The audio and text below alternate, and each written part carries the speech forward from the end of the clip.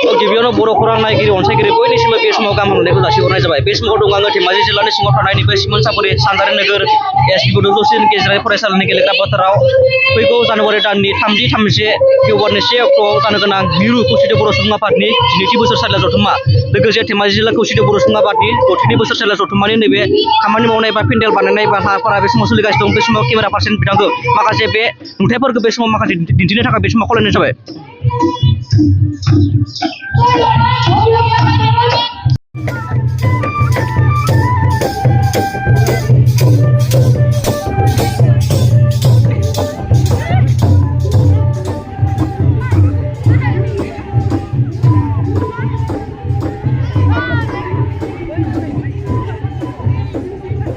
बे समाव जोंजों लोगोसे दङ धेमाजि जिल्ला खौसेथि बर' सुबुं आफादनि आफादगिरि मानगोनां राजिराम बसुमतारी सार बिथांनिफ्राय जों माखासे बाथ्राखौ बे समाव बर' खौरांनि गेजेरजों आबुं बाथ्राखौ बिथा लानिफ्राय मिरु खौसेथि बर' सुबुं आफादनि 12थि बोसोरसालिया जथुम्मा लोगोसे धेमाजि जिल्ला खौसेथि बर' सुबुं आफादनि 6थि बोसोरसालिया जथुम्मानि नैबे गेजेराव बारा समखौ मोनला बे समाव रायजो राजाखौ मा खावलायगोन? खौसेथि बर' सुबुं आफादनि जि 12थि बोसोरसालिया जथुम्मा आरो बेजों लोगोसे 6थि बोसोरसालिया जथुम्मा धेमाजि जिल्ला खौसेथि बर' सुबुं आफादनि बियो सानथामनि मेहेरगोनां हाबाफारिजों जोंनि सानजारि नोगोराव थानाय धेमाजि जिल्लानि सिङाव सिमेन्ट सापरि बे सानजारि नोगोराव नैबे एसबि बड' गोजौसिन गेजेरारि फरायसालिनि जि समायना गेलेग्रा फोथाराव जि खुंफुंनो लानाय जि हाबाफारि बे हाबाफारियाव अलरेडि दिनै जोंनि मावनो लानाय जि खामानिफोर हाबाफोर बेयो दिनै फ्राय माने जाबाय होननानै जों बुंनांगोन आरो जों खावलायगोन रायजो राजा बिथांमोनखौ जिहेतु जोंनि कनफारेन्सआव जिहेतु जानो थाखाय बारा सम गैलिया जोंनि रायजो राजाफोरखौ जोङो नैबे कनफारेन्सआव मदद होनो थाखाय जोङो खावलायगोन आरो जाय बिथांमोना जोंनो नैबे कनफारेन्सखौ खुंनो थाखाय अनसुंथाइ होनानै जोंखौ हेफाजाब होदों जों बिथांमोनखौबो जों बे समाव गोजोननाय जों जासिगोन आरो जोंनि रायजो राजाफ्रा जिहेतु जोंनो कन्ट्रिबिउसन होनानै जोंनो बिथांमोननि जि अनसुंथाइनि गेजेरजों दिनै बेसेबांबा गिदिर मोनसे बे मेहेरगोनां जों मिटिंखौ खुंनो थांदों बियो जोङो रायजो राजाखौ बे समाव जोङो साबायखर जासिगोन। साबायखर जासिनायजों लोगोसे बे जोंनि कनफारेन्सआव जे जोंनि जाथि धोरोम बासियालासिनो गासैबो जाहाथे बाहागो लाफैगोन जों बेखौ खावलायगोन आरो बेजों लोगोसे जों खावलायगोन जे जोङो जोंनि बर'नि दोरोङारि जि दिन्थिफुंनाय हाबाफारि एगजिबिसन बे एगजिबिसनाव जे बर'नि जानाय लोंनाय गाननाय जोमनाय गासैबोखौ जों जे दिन्थिफुंनायनि मोनसे हाबाफारि लादों बे हाबाफारिया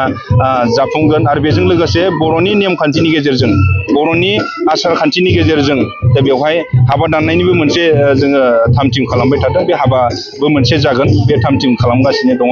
बेनिखायनो जोङो रायजो राजा बिथांमोनखौ खावलायगोन जे जाहाथे बै दिनखालि जों गासैबो जोंनि नैबे ओनसोलाव थानाय आरो जोंनि बिटिआरनि बायजोआव थानाय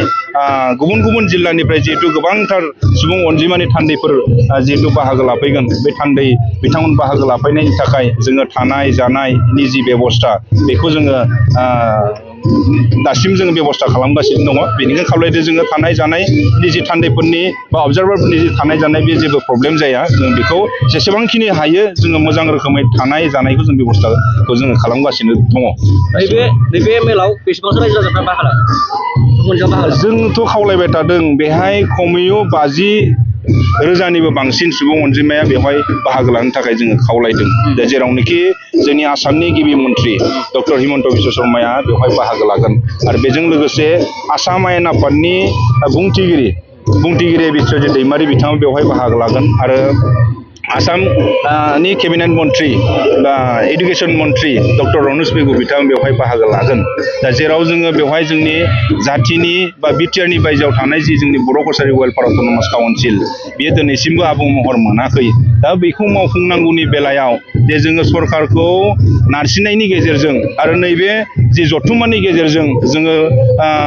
मिजिंथिदों जाहाथे बिथांमोना नैबेहाय मोजां मेसेज होलांगोन नामा जों बेखौ मिजिंथिदों आरो बे मेलावनो जे जोंनि दानि बिटिसिनि चिफ मानाव गेदेर हाग्रामा महिलारि बिथाङाबो बेवहाय बाहागो लागोन आरो बेजों लोगोसे जोंनि माहारियारि आफादफोरनि दैदेनगिरि बिथांमोनाबो बे जोंनि कनफारेन्सआव गेवलां मेलाव बाहागो लागोन बेनिखायनो बेवहाय जोंनि रायजो राजाफोरखौ गाजा गोमजायै बाहागो लानानै जे जों जे खौसेथियाव दङ जों जे इउनिटि बा जों जे जोंनि बिटिआरनि बायजोआव थानाय बर'फोरा गासैबो जयैनो दङ आरो जोंनि धेमाजि जिल्लानि सिङाव थानाय बा खावजाय लखिमपुर जिल्लानि सिङाव थानाय जोंनि माहारियारि आफादफोरा गासै जेरावनोखि जोङो जयै दङ आरो जोंनि रायजो राजाफोराबो जेरावनोखि जयैनो दङ बेनिखायनो जों खावलायगोन रायजो राजा बिथांमोना बै जोंनि जि सावरायमेल जोंनि जि कनफारेन्स बे कनफारेन्सआव जाहाथे बयबो लैहोर लैहोर फैनानै जाथि धोरोम बासियालासिनो बयबो लैहोर लैहोर फैनानै बाहागो लाफैनायखौ जों मिजिंथिदों। आसामनि अनगायै गुबुन हादोर नेपालफोरनिफ्राय बर'फोर फैनायनि फैगोन बांलादेशनिफ्राय फैगोन नेपालनिफ्राय फैगोन जोंनि अरुणाचलनिफ्राय साखाथियाव थानाय अरुणाचलनिफ्राय फैगोन गोबां माने हादोरनिफ्राय बेवहाय माने जि प्रतिनिधि जि डेलिगेट सेसन जागोन बे डेलिगेट सेसनाव बाहागो लागोन बिथांमोनाबो डेलिगेट सेसननिल' खोथा नङा बेहाय जोंनि सानथामनि जि हाबाफारि बे हाबाफारियाव बिथांमोना थान्दै महरै अबजारभार हिसाबै बिथांमोना बेवहाय गोबां बाहागो लाफैगोन। नंगौ बे समाव धेमाजि जिल्ला खौसेथि बर' सुबुं आफादनि आफादगिरि मानगोनां राजा बसुमतार सारा बे समाव माखासे बाथ्राखौ मिथिनानै होबाय एबा जोंनिसिम फोरमायबाय बिनि थाखाय बिथांसिम रोजा